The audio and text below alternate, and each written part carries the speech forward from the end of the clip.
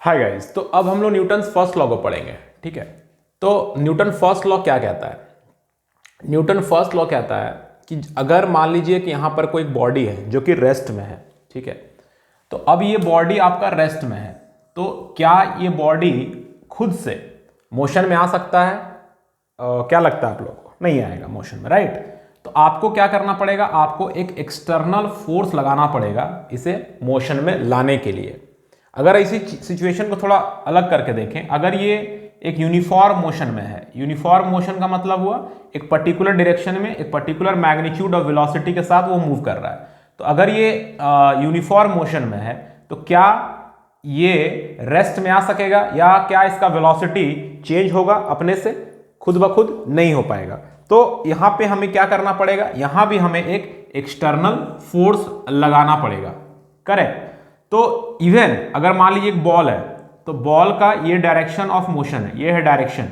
अब इसका डायरेक्शन को हमें चेंज करना है, तो अपने आप तो चेंज नहीं होगा, हमें एक्सटर्नल फोर्स लगा के ही इसका डायरेक्शन को चेंज करना पड़ेगा। तो आप देख रहे हैं कि रेस्ट से मोशन में लाना है या मोशन से रेस्ट में लाना है, या फिर डायरेक्शन ऑफ मोशन को भी चेंज करना है, तो हम लोगों को किसका रिक्वायरमेंट हो रहा है? हमें रिक्वायरमेंट हो रहा है एक्सटर्नल फोर्स का। किसका रिक्वायरमेंट हो रहा है? एक्सटर्नल फोर्स का। ठीक है, तो न्यूटन का फर्स्ट लॉ कहता है कि if the vector sum of all the forces acting on a body is zero, then the body will remain unaccelerated. मतलब क्या हुआ? Vector sum of all the forces का मतलब क्या हुआ, उसको हम लोग समझते हैं पहले। देखिए, इसको मैथमेटिकली हम लोग ऐसे लिखते हैं, अगर वेक्टर सम, सारे फोर्सेस का सम, ये आप जानते हैं कि समेशन का साइन होता है, तो सम ऑफ ऑल द फोर्सेस, जितने भी फोर्सेस उस ऑब्जेक्ट पे लग रहे हैं या बॉडी पे लग रहे हैं, उनका वेक्टर सम करना। अब ये वेक्टर सम क्या होता है? वेक्टर सम का मतलब होता है कि आपको डायरेक्शन को लेके जोड़ना है। जैसे जो फोर्स आपका बॉडी पे लगेगा और उसका डायरेक्शन राइट के तरफ रहेगा, राइट हैंड साइड में रहेगा, तो हम लोग उस फोर्स को पॉजिटिव कंसिडर करेंगे। जो फोर्स उस ऑब्जेक्ट पे लग रहा है बट उसका डायरेक्शन लेफ्ट साइड में है, तो उस फोर्स को हम लोग नेगेटिव कंसिडर करेंगे। जो फोर्स अपवर्ड लगेगा उसको पॉजिटिव कंसिडर करेंगे, जो फोर्स नीचे की ओर लगेगा उसे नेगेटिव कंसिडर करेंगे। वेक्टर सम का मतलब होता है वैल्यू के साथ डायरेक्शन को लेके जोड़ना है। तो इन दैट केस अगर हम वेक्टर सम करते हैं फोर्सेस का और अगर वो जीरो आता है, तो बॉडी का एक्सेलरेशन भी जीरो आ जाएगा। अब बॉडी का एक्सेलरेशन जीरो आएगा, इसका क्या मतलब होता है? इसका दो मतलब हो सकता है। एक मतलब देखिए, अगर ये ऑब्जेक्ट है और ये मूविंग है, पहले से मूव कर रहा था, ठीक है, ये ऑब्जेक्ट मूविंग है, कितने से मूव कर रहा था? ये ऑब्जेक्ट मूव कर रहा था 10 मीटर पर सेकेंड के यूनिफॉर्म वेलोसिटी के साथ। अब इस पे बहुत सारे forces F1, F2, F3, F4, बहुत सारे फोर्सेस लग रहे हैं, बट इन फोर्सेस का रिजल्टेंट जो आ रहा है दैट इज जीरो। तो रिजल्टेंट अगर जीरो आएगा तो ये जो 10 मीटर पर सेकेंड वैल्यू है, मैग्नीट्यूड है, वो भी चेंज नहीं होगा, और इस ऑब्जेक्ट के जाने का डायरेक्शन जो है, मूव करने का डायरेक्शन जो है, वो डायरेक्शन भी चेंज नहीं होगा। मतलब if the vector sum of all the forces is zero, then the body will remain unaccelerated। इसका एक मतलब ये हुआ कि इसका डायरेक्शन ऑफ मोशन भी चेंज नहीं होगा, वेलोसिटी का मैग्नीट्यूड भी चेंज नहीं होगा। ठीक है, दूसरा है कि अगर बॉडी मान लीजिए रेस्ट में है, इस एग्जांपल में बॉडी अगर रेस्ट में है और उसमें भी बहुत सारे फोर्सेस लग रहे हैं और सारे फोर्सेस का वेक्टर सम अगर जीरो आता है, तो बॉडी रेस्ट में ही रह जाएगा, मतलब इसका एक्सेलरेशन नहीं होगा। तो एक्सेलरेशन नहीं होने का मिसकंसेप्शन बहुत लोग पाल लेते हैं कि एक्सेलरेशन नहीं होने का मिसकंसेप्शन बॉडी एट रेस्ट नहीं होता है। एक्सेलरेशन नहीं होने का मतलब है कि या तो बॉडी रेस्ट में था, वो रेस्ट में ही रह गया फोर्सेस के लगने के बाद भी, क्योंकि vector sum of all the forces zero आ गया। दूसरा मतलब होता है कि वो मोशन में था, एक पर्टिकुलर डायरेक्शन में मूव कर रहा था, उसी वेलोसिटी के साथ वो उसी डायरेक्शन में मूव करता रह जाता, मतलब मैग्नीट्यूड ऑफ वेलोसिटी भी चेंज नहीं होगा, डायरेक्शन ऑफ मोशन भी चेंज नहीं होगा। तो ये होता है एक्सेलरेशन एट रेस्ट का मतलब। तो अगर रिजल्टेंट फोर्स किसी बॉडी पर जीरो आ रहा है तो बॉडी का एक्सेलरेशन नहीं होगा। ठीक है, अब एक चीज देखिए, एक टर्म यहां से आता है दैट इज कॉल्ड इनर्शिया। अब ये टर्म क्या कहता है? ये टर्म है कि रेजिस्ट एनी चेंज। बॉडी का ये एक प्रॉपर्टी है, ये एक बॉडी का ही प्रॉपर्टी है, बाहर से कुछ नहीं है, ये is the property of body, property of body. जैसे मास या मास जो होता है वो बॉडी का प्रॉपर्टी है, राइट? इंटरनल एनर्जी जो होता है वो बॉडी का प्रॉपर्टी है। ठीक है, चार्ज जो होता है वो बॉडी का प्रॉपर्टी होता है, उसी तरह से इनर्शिया भी बॉडी का एक प्रॉपर्टी है। और बॉडी का ये प्रॉपर्टी क्या कहता है कि ये रेजिस्ट करेंगे, हम क्या रेजिस्ट करेंगे, स्टेट ऑफ रेस्ट में अगर कोई भी चेंज होगा तो चेंज को रेजिस्ट करेंगे, स्टेट ऑफ मोशन में अगर कोई चेंज होगा तो उस चेंज को रेजिस्ट करेंगे, इवन डायरेक्शन ऑफ मोशन में भी अगर कोई चेंज आएगा तो हम उसको भी रेजिस्ट करेंगे। तो ये रेजिस्टेंस एक तरह का बॉडी का, कि हम बॉडी को रेस्ट में ही रखने का कोशिश करेंगे, उसको मोशन में नहीं आने देंगे, हम बॉडी को मोशन से रेस्ट में नहीं आने देंगे, हम बॉडी के डायरेक्शन ऑफ मोशन को भी चेंज होने नहीं देंगे। तो ये होता है इनर्शिया का मतलब, ठीक है। अब देखिए न्यूटन के फर्स्ट लॉ को आप ऑब्जर्व कीजिए। न्यूटन का फर्स्ट लॉ कहता है कि जब तक रिजल्टेंट एक्सटर्नल फोर्स नहीं लगेगा उसका एक्सेलरेशन नहीं होगा। एक्सेलरेशन नहीं होगा का मतलब स्टेट चेंज नहीं होगा, डायरेक्शन चेंज नहीं होगा। और इनर्शिया भी कहता है कि अपने आप तो चेंज होगा नहीं, क्योंकि हम तो रेजिस्ट करेंगे। तो रेजिस्टेंस को ओवरकम करने के लिए हमें एक्सटर्नल फोर्स लगाना पड़ेगा। इसका मतलब न्यूटन का जो फर्स्ट लॉ कह रहा है कि भाई आपको रिजल्टेंट एक्सटर्नल फोर्स देना पड़ेगा तभी स्टेट चेंज होगा। और क्यों? बिकॉज इनर्शिया चेंज होने देगा नहीं। दैट्स इज व्हाई न्यूटन का first law is also known as law of inertia. यहां तक आपको समझ में आ गई। अब जैसे मैंने कहा कि इनर्शिया क्या है, बॉडी का प्रॉपर्टी है, तो आप उसे मेजर कैसे करेंगे? जैसे चार्ज को मेजर करते हैं नंबर ऑफ इलेक्ट्रॉन्स ट्रांसफर्ड से, या मास को मेजर करते हैं अमाउंट ऑफ मैटर से। तो इसको आप कैसे मेजर करेंगे? तो इनर्शिया को हम लोग मेजर करते हैं, इनर्शिया जो होता है वो डायरेक्टली प्रोपोर्शनल होता है मास से। बॉडी का मास अगर ज्यादा है तो वो ज्यादा रेस्ट्रिक्शन या ज्यादा अपोज करेगा, ठीक है। ये रेजिस्ट करने का जो क्षमता होगा, रेजिस्ट करने का जो एबिलिटी होगा, वो ज्यादा होता उस बॉडी में जिसका मास ज्यादा है। सो मास से हम लोग इनर्शिया को मेजर करते हैं। तो ये था न्यूटन का फर्स्ट लॉ, आप इसको नोट कर ले बढ़िया से। उसके बाद हम लोग न्यूटन के दूसरे लॉज के बारे में बात करेंगे।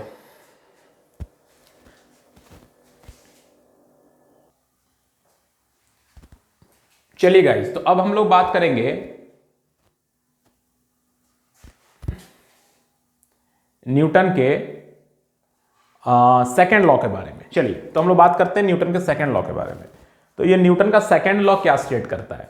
तो न्यूटन का सेकेंड लॉ जो है वो बताता है कि if it states that the resultant external force acting on a body, जो रिजल्टेंट एक्सटर्नल फोर्स किसी बॉडी पे लग रहा है, कुल मिलाकर जो फोर्स लगेगा या वेक्टर सम ऑफ जो भी फोर्सेस होगा, जैसा कि न्यूटन के फर्स्ट लॉ में कहा गया था। तो इसलिए हम सारे फोर्सेस को जोड़ के जो रिजल्टेंट फोर्स आएगा on a body is directly proportional to rate of change of linear momentum। Linear momentum में होने वाले चेंज के रेट पर डिपेंड करेगा। मतलब अगर लीनियर मोमेंटम जल्दी जल्दी चेंज हो रहा है तो फोर्स जो है वो ज्यादा लगेगा, अगर लीनियर मोमेंटम धीरे धीरे चेंज हो रहा है तो फोर्स कम लगेगा।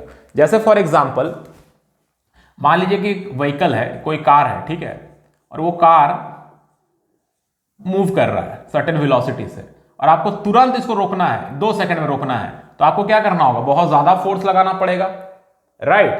तो होता क्या है कि अगर आप, तो फिर यहां सवाल आता है कि ये लीनियर मोमेंटम क्या होता है? लीनियर मोमेंटम बेसिकली मास और वेलोसिटी का प्रोडक्ट है। बॉडी का मास को जब हम बॉडी के वेलोसिटी से मल्टीप्लाई करते हैं तो जो टर्म निकलता है that is called linear momentum. तो यहां पे जैसे मान लीजिए इसका लीनियर मोमेंटम मास 20 और वेलोसिटी मीटर पर सेकेंड, तो 20 kg मीटर पर सेकेंड था, इसको तुरंत रोकना है, जीरो करना है, तो टाइम इज अ फैक्टर। और मान लीजिए कि दूसरा एक व्हीकल है और उस व्हीकल को रोकने के लिए आपके पास बहुत ज्यादा टाइम है, सपोज मोमेंटम सेम ही था, इसको रोकने के लिए आपके पास 15 मिनट है या 15 सेकेंड है, तो यहां पे आप कम फोर्स लगा के भी उसको रोक सकते हैं। तो यही चीज न्यूटन का सेकेंड लॉ कह रहा है कि it states that the resultant external force acting on a body is directly proportional to rate of change of linear momentum. Linear momentum ज्यादा चेंज करना है या लीनियर मोमेंटम को जल्दी चेंज करना है तो आपको फोर्स ज्यादा लगाना पड़ेगा। और जैसे एक ट्रक मूव कर रहा है और एक मान लीजिए बाइक मूव कर रही है, दोनों का मोमेंटम सेम है, ऐसा हो सकता है? ऐसा जनरली नहीं होगा, क्योंकि ट्रक और मान लीजिए जो बाइक है वो सेम स्पीड से चल रहा है, लेकिन क्योंकि ट्रक का मास ज्यादा है तो ट्रक के पास ज्यादा मोमेंटम है। अब दोनों का स्पीड को हमको कम करना है या दोनों को रोकना है तो ट्रक में ज्यादा फोर्स लगाना पड़ रहा है। ट्रक का ब्रेक बहुत हेवी होता है बाइक के ब्रेक के कंपेयर में। क्यों? क्योंकि ट्रक के पास मोमेंटम ज्यादा है तो उसको रोकने के लिए फोर्स भी ज्यादा लगाना पड़ेगा। समझ में आ गया? तो 2 चीजों यहां पे ध्यान देना है। एक चीज है कि मोमेंटम का चेंज और वो चेंज को होने में कितना टाइम लग रहा है। टाइम जल्दी तो फोर्स ज्यादा, टाइम ज्यादा लगाना है और रोकना है, या टाइम ज्यादा लगाते हुए इसको चेंज करना है, तो फिर हम लोग कम फोर्स में भी उसको चेंज कर सकते हैं। ठीक है, सिंपल सा मोटा मोटा हिसाब किताब ये समझिए, जैसे आपके एग्जाम आ जाते हैं, टाइम कम है तो आप ज्यादा पढ़ने लगते हैं, ज्यादा फोर्स लगाने लगते हैं, और एग्जाम में बहुत ज्यादा टाइम है तो आप कम पढ़ते हैं, धीरे धीरे पढ़ते हैं क्योंकि टाइम ज्यादा है। तो ये है मोमेंटम में चेंज का रेट पे डिपेंड करता है एक्सटर्नल फोर्स। अब मैथमेटिकली हम लोग कैसे लिखते हैं, force that is external force का resultant is proportional to P से हम लोग मोमेंटम को डिनोट करते हैं। ये भी एक वेक्टर क्वांटिटी है, बिकॉज आप समझ ही रहे हैं मास को जब हम वेलोसिटी से मल्टीप्लाई कर रहे हैं तो मास तो स्केलर है बट वेलोसिटी वेक्टर है, सो ये वेक्टर बन जाएगा। So external resultant external force F is proportional to dp by dt। Means dp means what, dp मतलब व्हाट्सएप का dp नहीं, dp यहां पर चेंज इन मोमेंटम और dt मतलब चेंज इन टाइम। तो जब हम लोग प्रोपोर्शनल साइन को हटाते हैं तो कांस्टेंट आता है, यहां पर जो कांस्टेंट आता है वो 1 आता है। So F is equal to dp by dt हो गया। अब P जो है हमारा है मोमेंटम, वो क्या है, मास इंटू वेलोसिटी का प्रोडक्ट है, तो dp के जगह पे हम लोग लिख देंगे मास इंटू वेलोसिटी। अब यहां पे हमें क्या करना पड़ेगा, एक बार मास को कांस्टेंट लेना पड़ेगा, एक बार वेलोसिटी को कांस्टेंट लेना पड़ेगा। जब हम मास को कांस्टेंट ले रहे हैं तब आ रहा है dv by dt change in velocity by time, और जब वेलोसिटी को कांस्टेंट ले रहे हैं तो dm by dt change in mass by time. This is the actual formula of force. अब if m that is mass is constant, generally क्या होता है मास तो कांस्टेंट रहता है बट वेरिएबल मास सिस्टम भी है। बहुत सारे एग्जांपल्स हैं, जैसे रॉकेट जब ऊपर जाता है उसका फ्यूल बर्न होकर बाहर आता है तो उसका मास धीरे धीरे कम होता है और उसका वेलोसिटी पिकअप पकड़ता है। ठीक है, या आप साइकिल में अपने फ्रेंड के साथ बैठे हुए तुरंत आप नीचे कूद गए तो मास उसका कम हो गया। तो बहुत सारा ऐसा वेरिएबल मास सिस्टम भी होता है। एक बलून को आप फुला लिए और उसको थोड़ा सा पिन से चुभो दिए तो उसका एयर बाहर निकल जाएगा, तो वो भी एक वेरिएबल मास सिस्टम हुआ। तो मास भी वेरी कर सकता है, बट अगर मास कांस्टेंट है, जैसे कि जनरली किसी बॉडी को हम लोग फेंकते हैं तो मास वहां पर कांस्टेंट रहता है, या किसी बॉडी पर फोर्स लगाते हैं तो मास कांस्टेंट रहता है। तो अगर मास कांस्टेंट है तो क्या हो जाएगा, चेंज इन मास पर यूनिट टाइम 0 हो जाएगा, मास चेंज नहीं करेगा टाइम के साथ, मतलब ये वाला टर्म हमारा 0 आ जाएगा। तो अगर ये वाला टर्म 0 आ जाता है तो क्या हो जाएगा, F is equals to m dv by dt बचेगा सिर्फ, that is dv by dt means change in velocity per unit time, और हम लोग जानते हैं कि dv by dt means change in velocity per unit time जो होता है that is our acceleration. Therefore we get the formula F is equals to ma। तो ये फॉर्मूला तब एप्लीकेबल होता है जब सिस्टम एक कांस्टेंट मास सिस्टम है, मतलब उसमें मास कांस्टेंट होना चाहिए। अगर मास वेरी कर रहा है, अगर मास भी वेरिएबल है तो फिर ये फॉर्मूला नहीं आ पाएगा। ठीक है, ये फोर्स का जनरल फॉर्मूला है F is equals to m dv by dt plus v dm by dt। बात समझ में आ गया। बट जनरली हम लोग देखते हैं कि मास कांस्टेंट ही रहता है, तो जब किसी बॉडी पे हम लोग फोर्स लगाते हैं तो मास कांस्टेंट होता है, इसीलिए हम लोग formula F is equals to ma use कर लेते हैं उसको सॉल्व करने के लिए। तो आई होप कि न्यूटन का सेकंड लॉ आपको क्लियर हो गया होगा। ठीक है, न्यूटन का सेकंड लॉ बेसिकली एक ही चीज कहता है कि अगर आप एक्सटर्नल फोर्स किसी बॉडी पर लगा रहे हैं तो पर सेकेंड आपको मोमेंटम कितना चेंज करना है। अगर पर सेकेंड आपको मोमेंटम ज्यादा चेंज करना है तो आपको ज्यादा फोर्स लगाना पड़ेगा। ज्यादा चेंज, अगर किसी भी चीज में आप देखिए नेचर में भी, अगर किसी चीज में आपको बदलाव लाना है और बदलाव ज्यादा लाना है तो आपको ज्यादा मेहनत करना पड़ेगा, ज्यादा फोर्स लगाना पड़ेगा। और अगर आप वो बदलाव को लाना है तो कितना समय में लाना है, वो टाइम भी एक फैक्टर है। अगर कम समय में लाना है तो ज्यादा फोर्स, ज्यादा समय है आपके पास बदलाव को लाने के लिए तो कम फोर्स। तो ये था दोस्तों हमारा न्यूटन के सेकंड लॉ के बारे में। अब नेक्स्ट वीडियोस में हम लोग न्यूटन के थर्ड लॉ के बारे में और भी चीजों, law of conservation of momentum के बारे में, इंपल्स के बारे में हम लोग पढ़ेंगे। तो आप इन दोनों लॉज को अच्छे से समझ लीजिए, अच्छे से कॉन्सेप्ट को क्लियर कर लीजिए। नेक्स्ट वीडियोस में हम लोग दूसरे लॉज को लेकर आएंगे और फिर हम लोग प्रॉब्लम्स भी सॉल्व करेंगे। Thanks all of you for supporting us. हमारे चैनल को ज्यादा से ज्यादा लाइक करें और सब्सक्राइब करें और शेयर भी करें और अपना सपोर्ट दिखाते रहे। Thanks all of you, bye.